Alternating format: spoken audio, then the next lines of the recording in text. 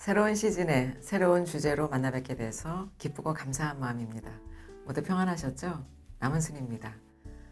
말씀을 드린 대로 성령님과 함께 공부하며 깨닫게 된 잠언을 말씀드리려 하는데요. 여러분들에게 있어서의 잠언은 어떤 의미의 말씀인지 궁금합니다. 저에게 있어서의 잠언은 그저 기독교인으로 살아가는 데 필요한 덕목이나 윤리 강령쯤으로 생각을 했었고, 아이들을 양육하는데 지침서 정도로 이해를 했었습니다. 그래서 그저 읽고 문자적으로 이해하는 것을 가지고 표피적으로, 그것도 아주 간단히 적용했던 말씀이었습니다. 또 재미있게도 잠언은 왜 31장으로 되어 있는지 그 날짜에 맞추어 읽곤 했었죠. 그리고 그 읽은 말씀을 그날의 지침서가 되도록 그 역할을 잠언에게 부여했었지요. 그러나 성령님께서 깨닫게 하신 것은 잠언은 율법과 복음을 잇는, 다시 말해서 구약과 신약을 하나 되게 하는 가교라는 것입니다. 또 잠언은 길이요 진리요 생명이라는 것입니다. 이는 길이요 진리요 생명이신 예수님의 말씀이라는 말과 같은 것입니다. 동시에 예수님의 입의 그 말씀이지요. 따라서 잠언은 구원에 이르는 길로, 말씀에서 말씀으로, 믿음에서 믿음으로, 어린아이에서 장성한 자로의 견인을 돕는 말씀이 되겠습니다. 성전 마당을 지나 성소와 지성소에 이르는 그 길을 가르쳐주는 말씀인 것입니다. 말로는 이렇게 간단한 듯 하지만 자기 부인과 자기 죽음이라는 과정이 반드시 있어야 함을 깨닫습니다. 그런 후에 잠언의 마지막 장인 31장의 현숙한 여인이라는 예수 그리스도의 신부가 되는 것입니다. 다시 말하면 완전한 구원에 이르는 길이 잠언의 말씀이 되겠습니다. 그래서 지혜서인 것이고, 이는 구원에 이르는 지혜의 책, 즉 구원에 이르는 말씀인 것입니다. 아주 중요한 개념입니다. 그래서 잠언을 읽을 때 염두에 두어야 하는 것이 있는데요. 선악 개념으로 읽으면 안 된다는 것입니다. 잠언의 말씀은 구원에 이르는 길을 가르치고 안내하고 인도하는 것이지 옳고 그름을 말하라는 것이 아니기 때문입니다. 또 하나 중요한 것은 잠언의 말씀을 사전적 의미로만 읽으면 그 본질의 의미를 깨닫기 어렵다는 것입니다. 성경적인 개념으로 이해해야 하고 영어로 깨닫는 것이 중요합니다. 그래야 그 말씀의 본질을 깨달을 수 있기 때문입니다. 물론 성령님의 도우심을 간곡히 구해야 함은 당연한 것이고요. 그래서 이러한 관점으로 말씀을 나눌 것입니다. 저와 함께 영상을 쭉 보시면 잠언의 새로운 지평이 열릴 것이라 기대됩니다. 이제 그 생명에 이르는 지혜의 말씀을 1장 1절부터 볼 텐데요. 잘 아시는 대로 잠언이라고 번역된 말 마샬은 속담, 격언이라는 의미로 알고 계시지만 더 중요한 것은 비유라는 것입니다. 그래서 저는 잠언을 누가 언제 썼느냐, 시대적 배경은 어떠했느냐라는 것보다 말씀드린 대로 그 말씀, 즉 그 단어의 성경적 의미를 말씀드리는데 초점을 맞추려 합니다. 왜냐하면 성경의 본질을 이해하는데 가장 걸림이 되는 것이 말씀을 표면, 즉 사전적 의미로만 읽기 때문입니다. 성경은 이것을 율법 조문이라고 하고, 베드로는 뜨거운 불에 풀어져야 할 물질이라고 합니다. 베드로 사도가 베드로 후서 3장에서 말하는 그날은 내 안에 율법 조문이 죽는 날인데, 성경은 이 날을 그날, 여호와의 날, 하나님의 날, 주의 날이라고 합니다. 이 날이 마지막 날인데 우주나 지구의 종말이 아닌 육신의 구조에 갇혀있는 내 자아가 죽는 날을 말하는 것입니다. 그럼 그날을 맞을 방법을 잠언 1장 1절부터 보겠습니다. 다윗의 아들 이스라엘의 왕 솔로몬의 잠언이라, 이렇게 되어 있는데요. 우선 누구나 잘 아는 이름인 솔로몬은 샬롬으로 평화롭다라는 의미입니다. 이스라엘의 왕 솔로몬은 평화의 왕이신 예수님을 예표하고 있음을 우리는 알고 있습니다. 우리에게 아주 익숙한 샬롬이라는 말의 쓰임새를 신약의 가르침으로 보면 샬롬이라는 말의 본질을 이해할 수 있습니다. 에베소서 2장 15절 16절을 보겠습니다. 그는 우리의 화평이신지라 둘로 하나를 만드사 원수된 것 곧 중간에 막힌 담을 자기 육체로 하시고 법조문으로 된 계명의 율법을 폐하셨으니 이는 이 둘로 자기 안에 한 세 사람을 지어 화평하게 하시고 솔로몬인 샬롬 즉 화평은 둘로 하나를 만드는 것입니다. 이것이 샬롬의 본질이고 샬롬의 기능입니다. 이는 모세의 율법과 예수님의 그 입의 말씀이 하나가 되는 것입니다. 이렇게 하려면 중간에 막힌 담을 헐어야 하는데 이 담이 율법 조문, 즉 사람의 계명인 것입니다. 베드로 사도가 말한 뜨거운 불에 풀어져야 할 물질인 것이죠. 율법을 사람의 교훈으로 바꾸어 가르쳐 지키게 한 것이죠. 이 사람의 교훈은 교리이고 사람의 추구들인 것입니다. 이것을 지키고 행하려는 것을 성경은 정욕이라고 합니다. 다른 말로 하면 하나님과는 상관이 없는 사람의 추구들이고 절기만 지키려 성전 마당만 밟는 종교 생활일 뿐입니다. 그런데 문제는 이런 것들이 보기에 좋다는 것이죠. 그러나 이것은 불법이고 죄가 된다는 것입니다. 그래서 이 죄를 제거하시려고 예수님께서는 십자가에 오르신 것이고 우리에게 따라오라고 하시는 것입니다. 다음은 예수님으로 예표되는 솔로몬 왕은 어떻게 샬롬의 왕이 되었는가를 볼 텐데요. 이 말씀을 보면 성경은 솔로몬 왕을 어떻게 말하고 있는지 알 수 있습니다. 열왕기상 3장에 솔로몬이 여호와께 지혜를 구하는 장면입니다. 솔로몬은 1000번제를 드렸다고 하는데 이는 제사의 횟수를 말하려는 것이 아닙니다. 자신에게 지혜, 즉 말씀이 없음을 인정하는 제사, 그래서 가난한 심령으로 드린 제사가 된 것이고 자신이 그 동물로 죽는 것입니다. 솔로몬은 이러한 제사를 드리는 자신을 출입을 할 줄 모르는 작은 아이다 라고 합니다. 이런 제사를 마음을 다한 제사다 라고 하는 것이고 솔로몬이 드린 이러한 제사가 받으실 만한 제사가 되는 것입니다. 이것이 1000번제라는 의미입니다. 여호와께서는 이 제사를 받으시고 솔로몬에게 질문을 하십니다. 열왕기상 3장 5절입니다. 하나님이 이르시되 내가 네게 무엇을 줄꼬 너는 구하라 라고 하십니다. 제가 무척 좋아했던 말씀입니다. 그래서 저도 이 질문을 받고 싶어서 솔로몬을 유심히 살폈던 기억이 있습니다만 솔로몬의 대답은 이렇습니다. 3장 9절입니다. 듣는 마음을 종에게 주사 주의 백성을 재판하여 선악을 분별하게 하옵소서 라고 하며 자신의 연약함을 드러냅니다. 이 듣는 마음을 가진 자는 예수님이시죠. 예수님도 아버지께서 주신 그 말씀만을 가지고 오신 것입니다. 그리고 아버지께서 하신 그대로 자신도 행하신 것입니다. 이것이 진정한 순종이지요. 솔로몬은 또 자신을 출입을 할 줄 모르는 작은 자라고 했는데요. 이것은 단순한 겸손이 아니라 큰 의미가 있습니다. 이는 목자가 들어오며 나가며 양들에게 꼴을 먹이는 그림인데요. 요한복음 10장 9절입니다.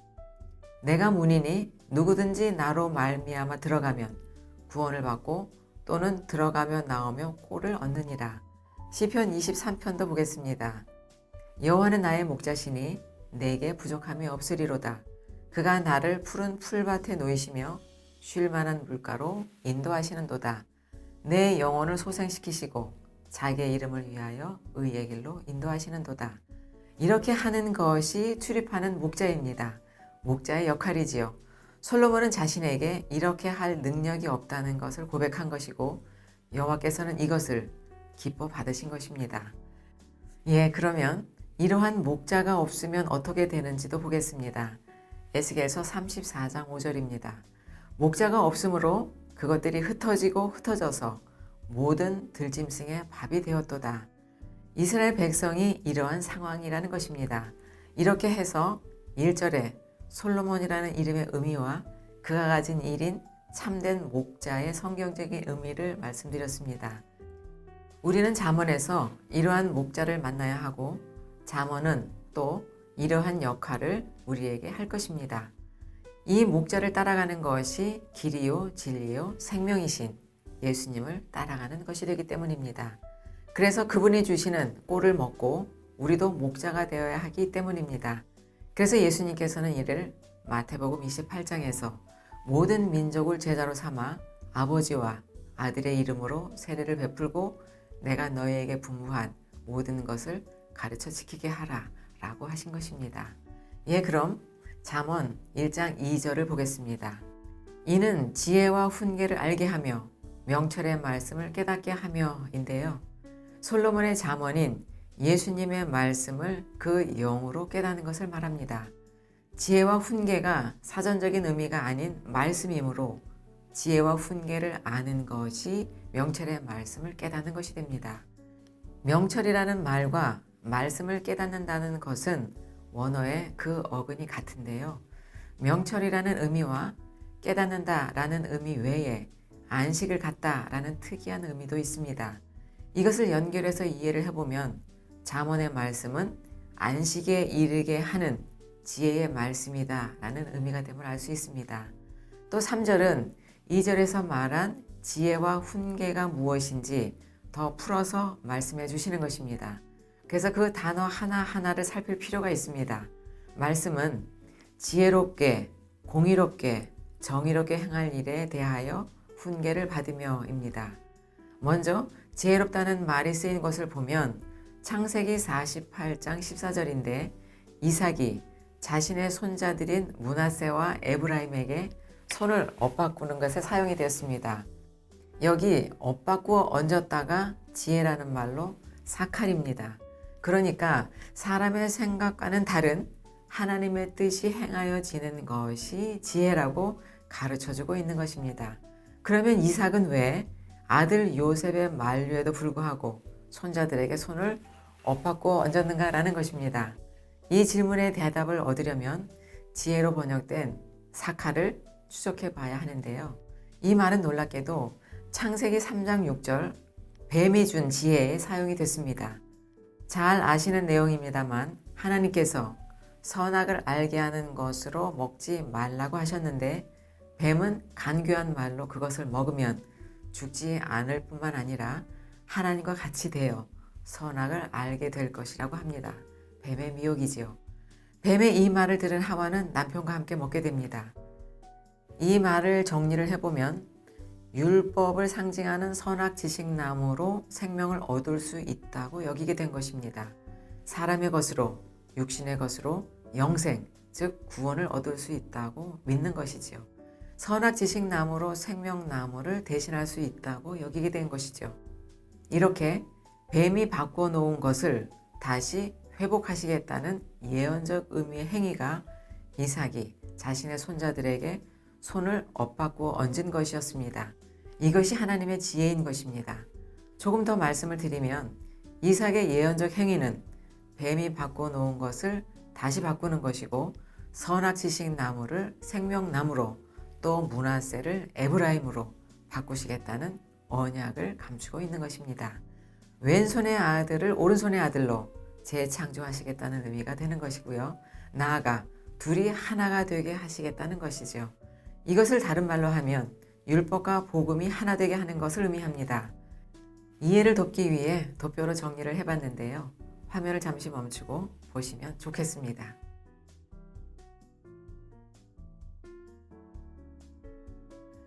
역설적이게도 우리는 그 뱀에 물려야 합니다. 뱀에 물리고 노뱀을 보는 것이 하나님의 구원의 방법이기 때문입니다. 말씀을 공부하다 보면 사전적 의미와 시공을 뛰어넘어야 함을 또 배우게 됩니다. 말씀은 비유이기 때문입니다. 지금까지 1절에서부터 3절 앞부분의 지혜까지 말씀을 드렸는데 오늘은 여기까지 하고 다음에 신약에서의 지혜의 용례들을 말씀드릴 것으로 이어가겠습니다. 새롭게 잠언의 말씀을 공부하고 또 이렇게 나누게 되면서 제 안에 울림이 있었던 노래가 있는데요. 그 노래는 주의 음성 외에는 더 기쁨 없도다 라는 찬송가입니다. 가끔 영상으로 보셨을 어릴 적 꿈이 가수였던 남자, 제 남편이 들려드리도록 하겠습니다. 감사합니다.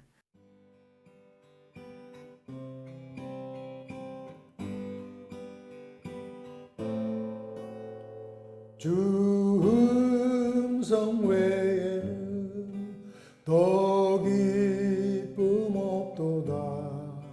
날 사랑하신 주 늘 계시옵소서. 기쁘고 기쁘도다. 항상 기쁘도다. 나 주께 왔사오니 복 주옵소서. 나 주께 왔으니 복 주시옵소서. 주 함께 계시면 큰 시험이 이기네. 기쁘고 기쁘도다.